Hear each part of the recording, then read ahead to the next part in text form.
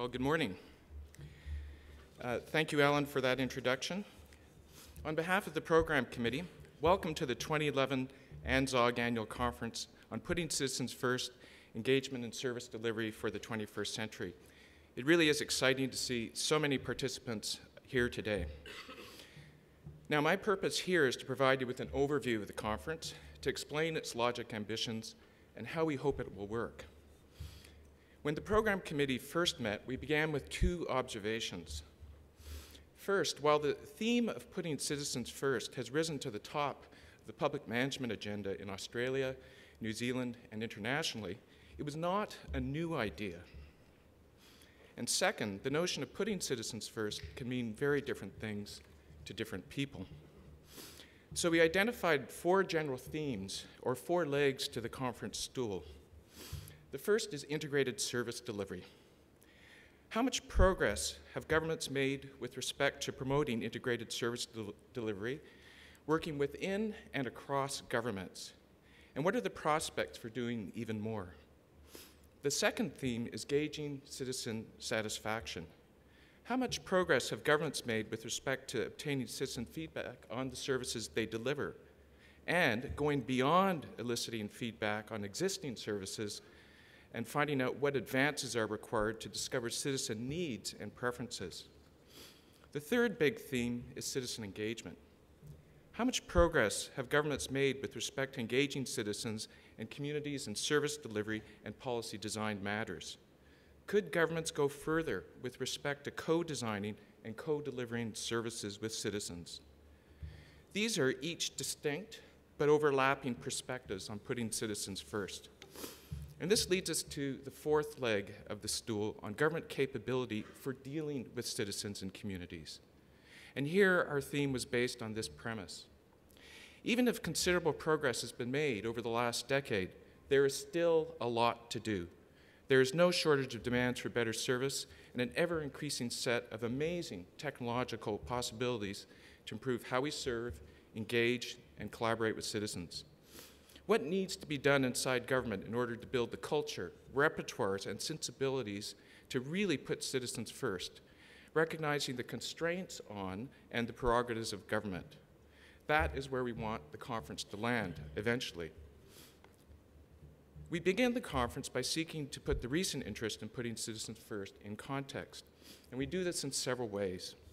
We have asked Gary Stoker from the UK's University of Southampton to consider the extent to which Westminster governance systems, with their vertical accountabilities and divided responsibilities, have constituted a drag on genuine innovation, or can they be made to move faster and further?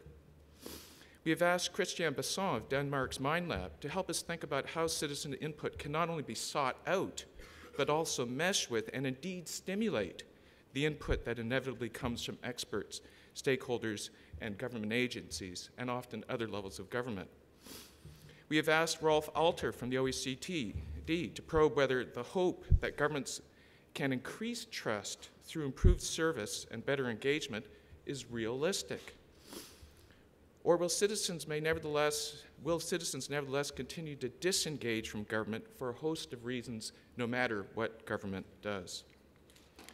We, of course, sought to inject a comparative and international perspective. We've invited several keynote and workshop speakers from Europe, Canada, Singapore, and the US, who will bring different kinds of international experience and perspective to bear on our deliberations. And we've invited presenters from all over New Zealand and Australia, from different sectors and levels of government, to share their progress and innovation with us in workshop and keynote presentations.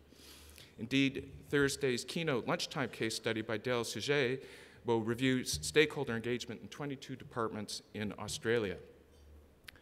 Finally, we have invited several internationally significant scholars who can provide the latest in theories, concepts, evidence, and new ideas, and connect them with pragmatic concerns of practitioners.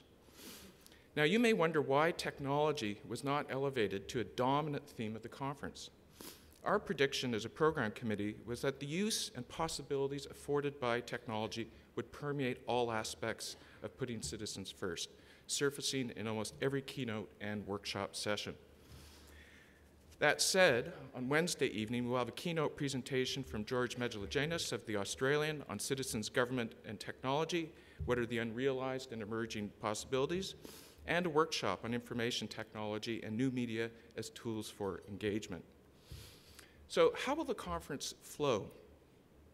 In general, the first day of the conference is devoted to taking stock, to identifying where we have made progress, to understand some of the barriers to innovation, and how much further we have to go. Throughout the conference, we have organized workshop sessions on more specific areas of practice. And please note that we have asked the presenters to keep their remarks brief. The idea is to put new practices, experiences, and innovations on the table in order to elicit a dialogue with colleagues across Australia and New Zealand. The second day is devoted more to identifying opportunities and how fast and far to push. And there are several themes that will come up. Chris Eccles, Director General of the New South Wales Department of Premier and Cabinet, will explore the idea that improving service delivery and providing value for money can restore trust and confidence in government. But is this really possible when so many factors are at play? John Alford, Professor of Public Sector Management with ANZSOG, will speak to his award-winning research on engaging citizens and co-producing service outcomes and explore the many different approaches for engaging citizens to do so. Don Kettle of the University of Maryland and the Brookings Institution will explore the intriguing question of how big the government's, and this is my phrase, the zone of acceptance. How big is the government's zone of acceptance for dealing with citizens who are designing new service delivery mixes? And in this context, how will accountability work? Claire Martin, Professor of the Northern Institute of Charles Darwin University and former Chief Minister of the Northern Territory, will have the important and big task of thinking about what all of the conference implies for building a new generation of public sector capability focused on better serving and engaging citizens. Finally, the 2011 John Patterson oration will be delivered by Terry Moran, Secretary of the Commonwealth's Department of Prime Minister and Cabinet.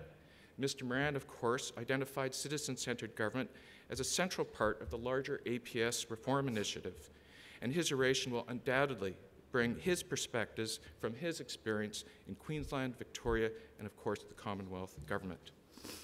Now again, none of our central themes of integrated service delivery, gauging citizen satisfaction, and engaging citizens is new.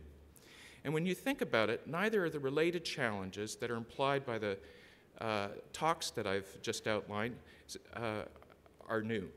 So if you think of making the best use of technology, collaborating across boundaries, cultivating trust, getting government to innovate and to let go, none of these things are new. Indeed, many of you will recall previous events to do so. And in this sense, Westminster systems can be like pulling against gravity to move these things forward.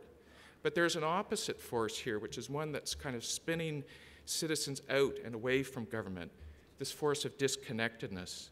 And so we're getting a push and a pull in trying to move this innovation forward. But there's new technology that abounds. There's a new generation of public servants and citizens willing to think about doing things in different ways. And there is an abundance of new innovations that we'll hear about at this conference. So this is a different time and place to be asking and thinking about these questions, to think about where to make strategic investments and how to build new capabilities in our public sector institutions for moving forward. Well, there you go. We hope that this combination of perspectives and first-rate speakers will contextualize the many innovations and progress that have been made in Australia and New Zealand and open up the possibilities for moving in new directions.